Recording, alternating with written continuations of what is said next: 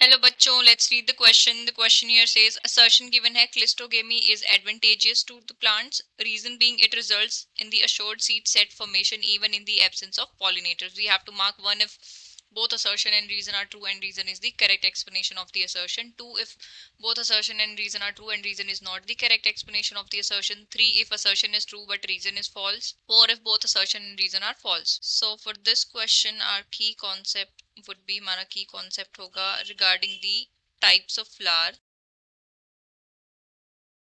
सो flower की opening and closing के base पे हमारे पास दो टाइप के फ्लावर होते हैं. One are cleistogamous flower and second one chasmogamous flower.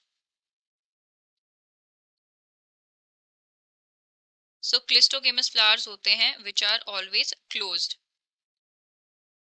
Always. Basically ये बड के अंदर क्लोज्ड होते हैं. एंड इसके एग्जांपल हम ले सकते हैं. फॉर एग्जांपल है हमारे पास पीनट्स, पैंसी एटसेट्रा. ये फ्लावर्स कैसे होते हैं? क्लिस्टोगेमस फ्लावर्स होते हैं. मींस ये हमेशा क्लोज होते हैं. एंड ऐसे फ्लावर्स के अंदर क्या होता है? They have self pollination. ऐसे फ्लावर्स के अंदर होता है सेल्फ पॉलिनेशन. मींस सो जैसे ही एंथर की डिhiscence होती है वहीं पे आपके पास स्टिग्मा प्रेजेंट होता है. सो पॉलिनेशन जो है कैसे हो जाती है? Self pollination without any pollinators. Close flower है, अपने आप उनमें पॉलिनेशन हो जाएगी तो पॉलिनेटर्स की जरूरत ही नहीं है.